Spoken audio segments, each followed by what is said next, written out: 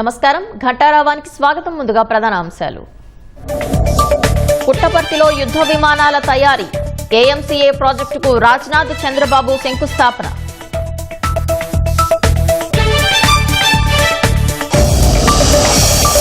AP advance ఆంధ్రప్రదేశ్గా మారుతుందన్న Rajnath, 5వ తరం విమానాలు ఆకాశంలో ఎగురుతాయని వెల్లడి.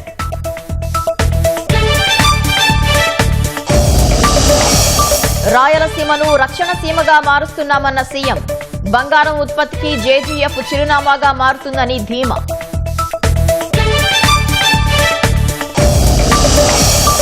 ఏపీలో పరిస్థితులు భిన్నమన్న పవన్, పక్క రాష్ట్రాలతో పోల్చవద్దని సూచన.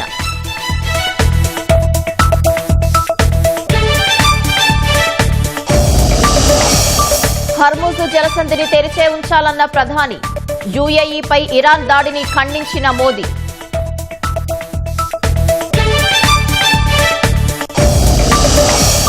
₹3 మేర పెరిగిన పెట్రోల్, డీజిల్ ధరలు మరింత ద్రవ్యోల్బణానికి దారితీస్తుందని విపక్షాల విమర్శలు.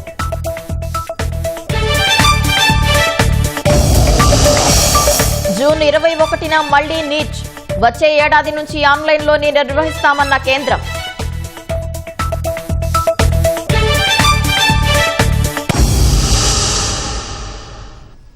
ప్రశాంతత, పవిత్రతకు నెలవైన పుట్టపర్తి త్వరలోనే త్రివిధ దళాలకు స్వదేశీ శక్తిని జోడించే కేంద్రంగా మారబోతోందని రక్షణ మంత్రి రాజ్నాథ్ సింగ్ చెప్పారు. రక్షణ రంగంలో సంపూర్ణ స్వావలంబన సాధించాలన్న లక్ష్యానికి బలం చేకూరుస్తుందన్నారు. ఫైటర్ జెట్ ప్రాజెక్టుతో రాష్ట్రం దేశానికే రక్షణ కవచంగా మారుతుందని సీఎం చంద్రబాబు ధీమా వ్యక్తం చేశారు. రాయలసీమ ఇక రక్షణ సీమగా మారనుంది. ఆ దిశగా కీలక అడుగులు పడ్డాయి.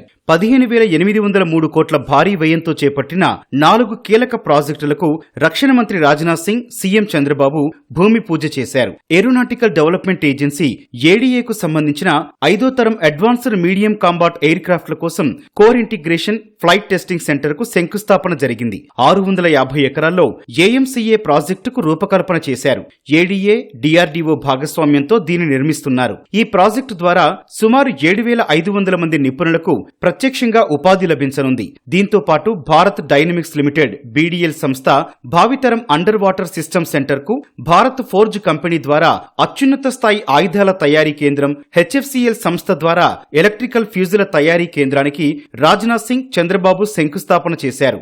భారత ఆర్మీ, నేవీ, ఎయిర్ ఫోర్స్ దళాలను బలపరిచే ప్రాజెక్టులకు పుట్టపర్తి కేంద్రం కావడం సంతోషించదగిన విషయమని రక్షణ మంత్రి రాజ్నాథ్ సింగ్ అన్నారు. కర్నూలు ప్రాంతం త్వరలోనే డ్రోన్ హబ్ గా అవతరిస్తుందని విశ్వాసం వ్యక్తం చేశారు. साथियों, अब जरा गौर से इन सभी प्रोजेक्ट्स के बारे में देखिए. यह कितनी बड़ी बात है कि हम एक ही अवसर पर इंडियन आर्मी, इंडियन एयरफोर्स और इंडियन नेवी तीनों के लिए एक साथ फैसिलिटीज डेवलप कर रहे हैं. अमका का फ्लाइट टेस्टिंग सेंटर सामान्यतः इंडियन एयरफोर्स के लिए, बीडीएल का under water system Indian navy के लिए और एचएफसीएल के एम्युनिशन और फ्यूज तीनों सेनाओं के लिए और ड्रोन टेक्नोलॉजी सभी क्षेत्रों में उपयोगी है. और यह डाइवर्सिफिकेशन यूं ही नहीं है, हमारा लक्ष्य बिल्कुल स्पष्ट है. हम रक्षा क्षेत्र में पूर्ण आत्मनिर्भरता के लक्ष्य के साथ तेजी से आगे बढ़ रहे हैं और हमारी सारी सेनाएं एक से एक बढ़कर साबित. साथियों, मुझे यह देखकर भी बेहद खुशी होती है कि इस पूरे प्रयास में पब्लिक सेक्टर और प्राइवेट सेक्टर दोनों कंधे से कंधा मिलाकर खड़े हैं. और आज हम होल ऑफ गवर्नमेंट अप्रोच के साथ ही नहीं बल्कि होल ऑफ कंट्री अप्रोच के साथ आगे बढ़ रहे हैं.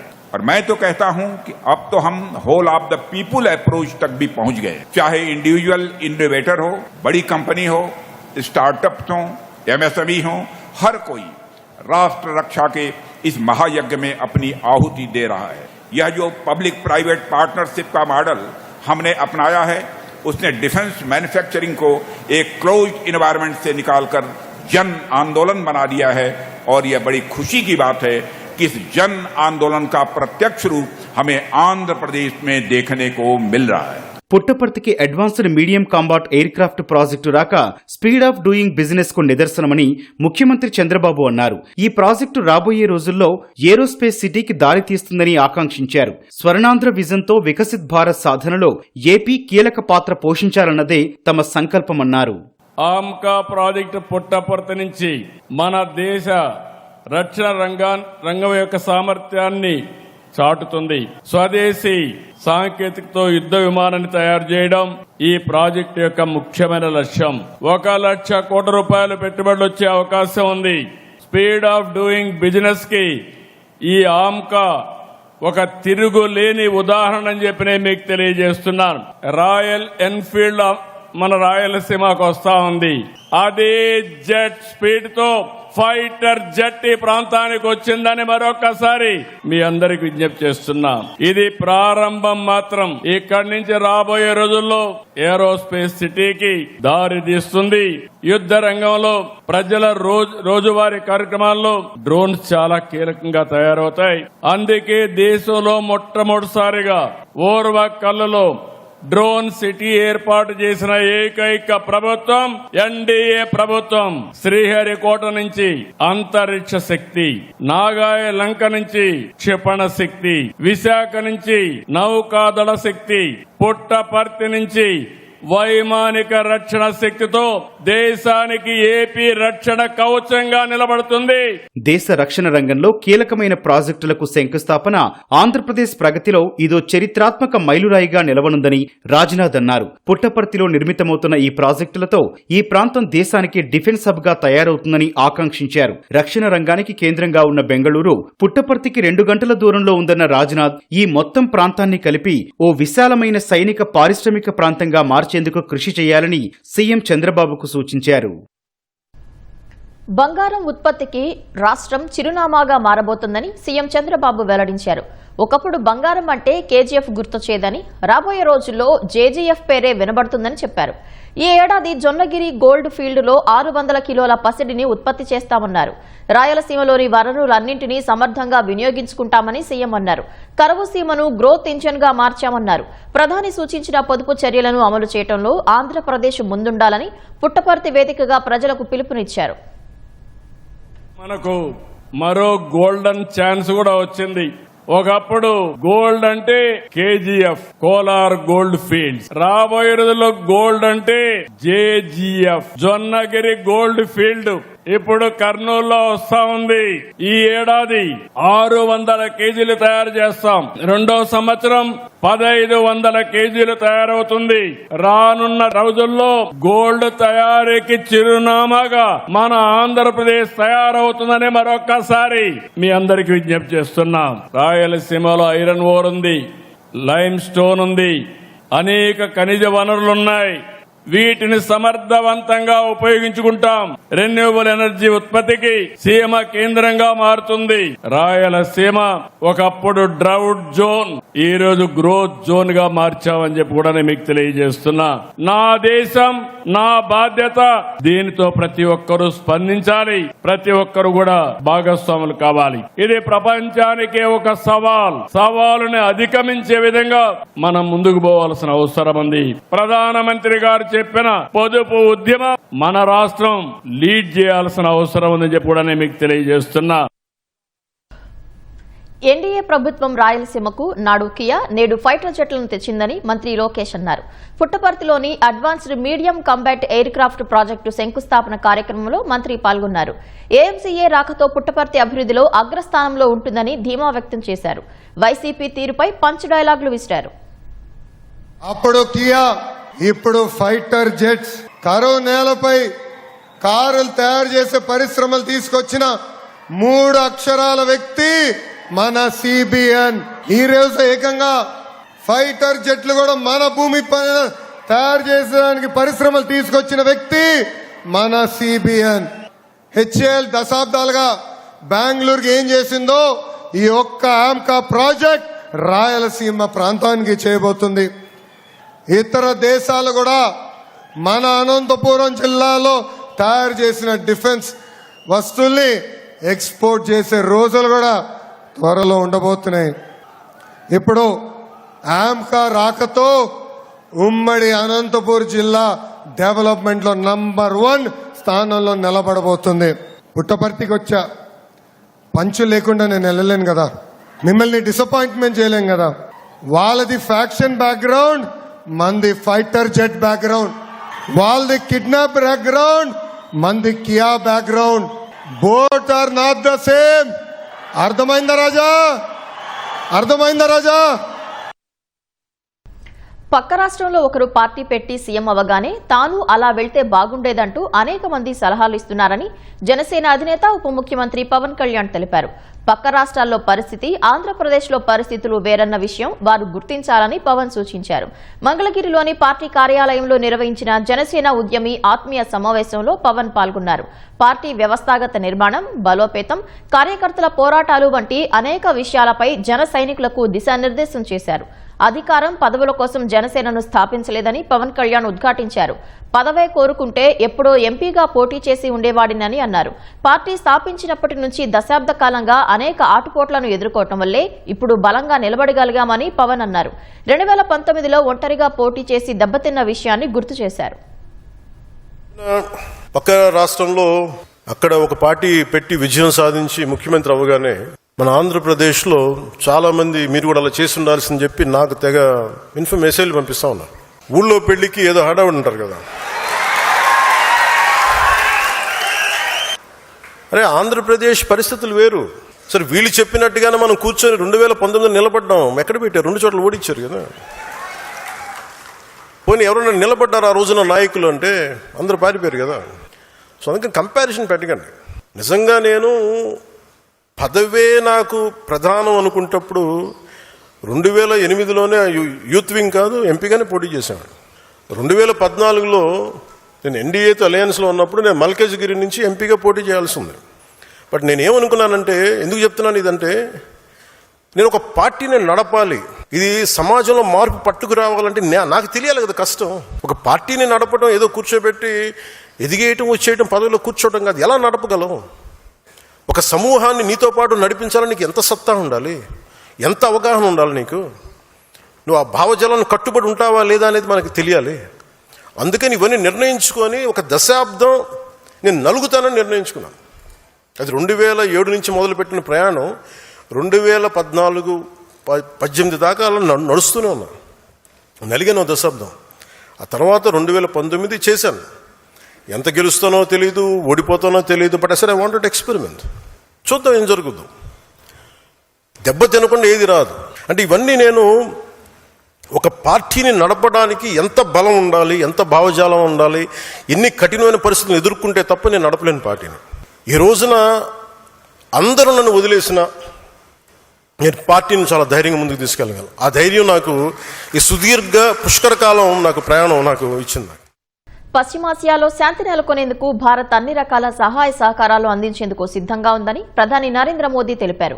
యుఏఈ అధ్యక్షుడు షేక్ మహ్మద్ బిన్ జాయద్ అల్ నహ్యాన్తో ద్వైపాక్షిక చర్చలు జరిపిన మోదీ ఈ మేరకు స్పష్టం చేశారు. యుఏఈపై జరిగిన దాడులను భారత్ తీవ్రంగా ఖండిస్తోందన్న మోదీ ప్రస్తుత పరిస్థితులను యుఏఈ ఎంతో నిగ్రహంతో ఎదుర్కొన్న తీరు ప్రశంసనీయమని కొనియాడారు. పశ్చిమాసియా ఘర్షణ ప్రపంచవ్యాప్తంగా ఎలాంటి ప్రభావం చూపిస్తుందో నొక్కి చెప్పారు. పశ్చిమ ఆసియాలో శాంతి స్థాపనకు అన్ని రకాలుగా సహకారం అందించేందుకు భారత్ సిద్దంగా ఉందని మోదీ తెలిపారు. ఎల్పీజీ సరఫరా, వ్యూహాత్మక పెట్రోలియం నిల్వల రంగాల్లో సహకారం సహా ఇరు దేశాల మధ్య పలు ఒప్పందాలు జరిగాయి. భారత్లో మౌలిక సదుపాయాల రంగంలో $5 బిలియన్ పెట్టుబడి పెట్టనున్నట్లు యుఏఈ ప్రకటించింది. అంతకుముందు యుఏఈ అధ్యక్షుడు నహ్యాన్ స్వయంగా అబుదాబి విమానాశ్రయానికి వెళ్లి మోదీకి స్వాగతం పలికారు. అక్కడి సైన్యం నుంచి ప్రధాని మోదీ గౌరవ వందనం స్వీకరించారు.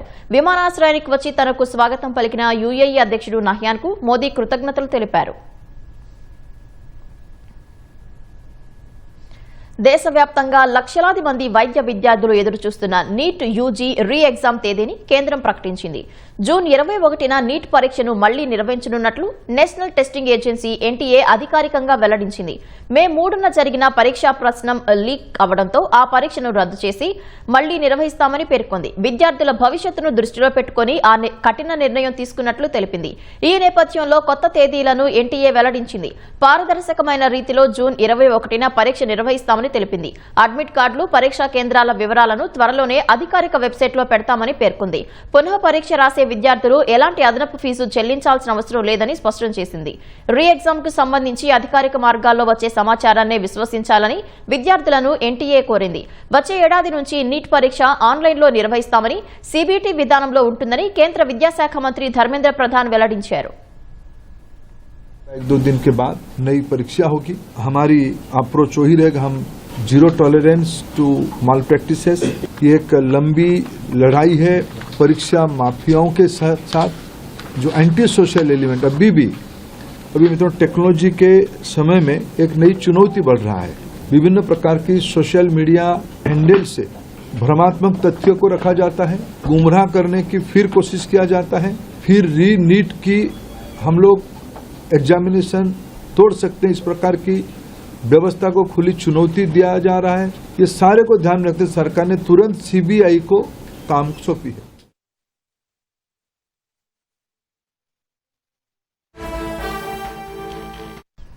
తాజా అంశాన్ని చూస్తున్నాం. నీట్ పేపర్ లీక్ కేసు కీలక సూత్రధారి ప్రొఫెసర్ కులకర్ణిని సీబీఐ అరెస్ట్ చేసింది.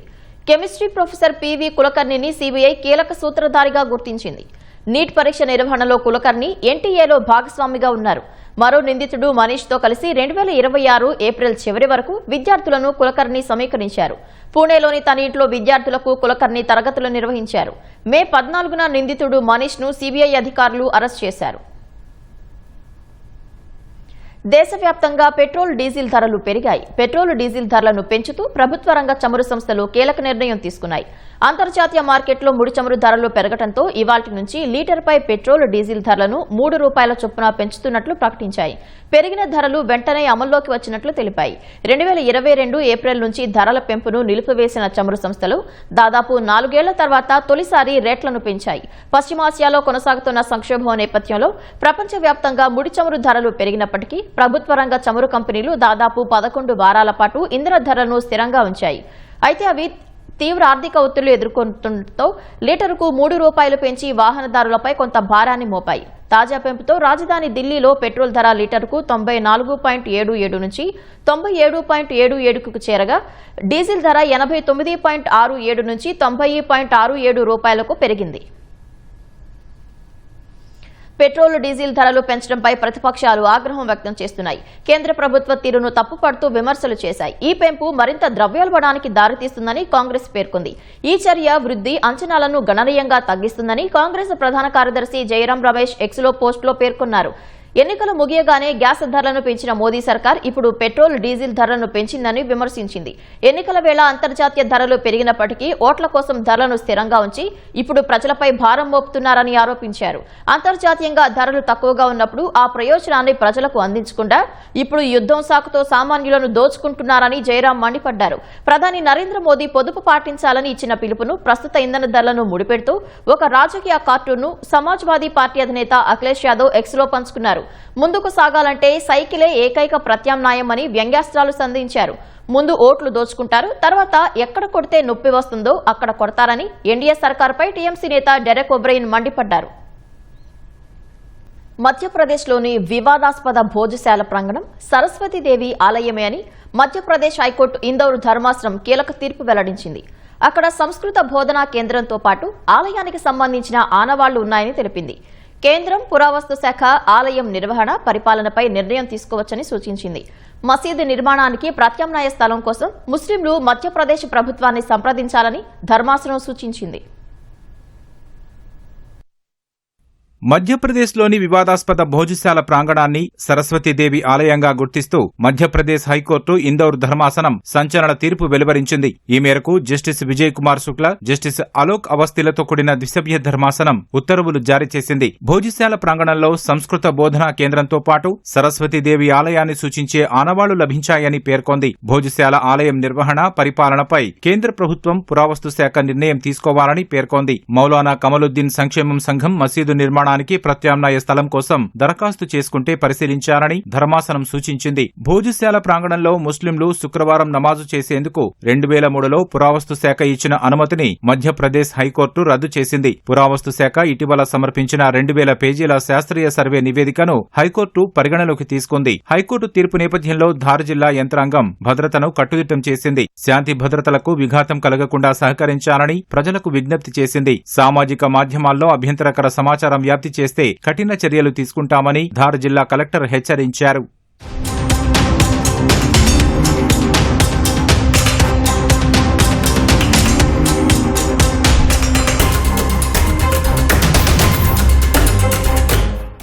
మధ్యప్రదేశ్ ధార్ జిల్లాలో పురావస్తు శాఖ రక్షణలో ఉన్న భోజశాల ప్రాంగణాన్ని 11వ శతాబ్దానికి చెందిన వాగ్దేవి ఆలయంగా హిందువులు పరిగణిస్తున్నారు. ముస్లింలు మాత్రం కమల్ మౌలా మసీదుగా పేర్కొంటున్నారు. ఇది మధ్యయుగం కాలం నాటి జైన మందిరమని జైన సామాజిక వర్గానికి చెందిన ఓ వ్యక్తి పిటిషన్ వేశారు. 2003 ఏప్రిల్ 7న పురావస్తు శాఖ భోజశాల ప్రాంగణంలో ప్రతి మంగళవారం హిందువులు పూజలు చేయడానికి, ప్రతి శుక్రవారం ముస్లింలు నమాజ్ చేయడానికి అనుమతి ఇచ్చింది. ఈ కట్టడంపై పూర్తి హక్కులు తమకే దక్కాలని హిందువులు హైకోర్టును ఆశ్రయించారు.